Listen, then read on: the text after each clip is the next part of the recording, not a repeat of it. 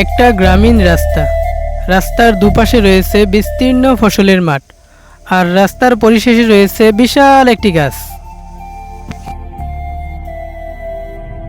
বিশাল বড় এই গাছটি নরসিংদী জেলার মনোহরদী থানার নলুয়া গ্রামে।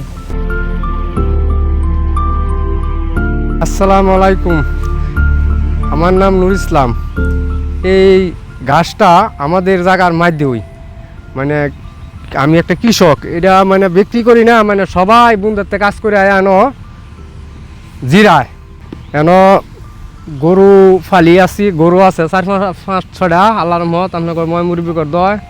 এরপরে মনে করুন এন অনেক বাতাস, ঠান্ডা বাতাস, আল্লাহর রহমত, কোনো ফ্যান ফ্যান লাগে না, একটু মশা লাগে। ইনি বাতাস আইলে মশাও লাগে না। খুবইয়া গাছ এটা বিক্রি করবো না আমরা, আমিও বিক্রি করবো না, আমার পুতেও বিক্রি করবো না, আমার বাপে হয়ে যায় না বেচার লাগিয়া আঙুঠে বিক্রি করবো না। আল্লাহ যে আল্লাহ ইদু সব দিব। আসসালামু আলাইকুম, আমার নাম কাসেম, গ্রাম হইল শেখেরগাঁও, লেবুতলা ইউনিয়ন।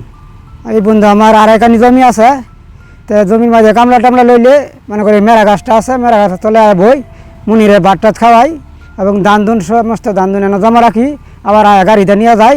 এই গাছটা আমাদের অনেক উপকার, গাছটা থাকাতে আমাদের ভালো হয়েছে।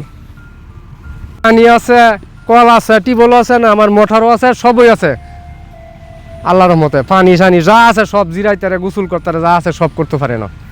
অনেক দূরত্ব মানুষ আয় গোসল করে, হুন্ডার দায় আদা মাইকু দায়ও। আসসালামু আলাইকুম, আমি কাজী শাহজাহান। আমাদের এই বন্ধের মাঝে বিশাল বড় এক গাছ, আমরা এই গাছতলায় যাইয়া কাজকর্ম করে জিরাই, আলু বাতাস খাই।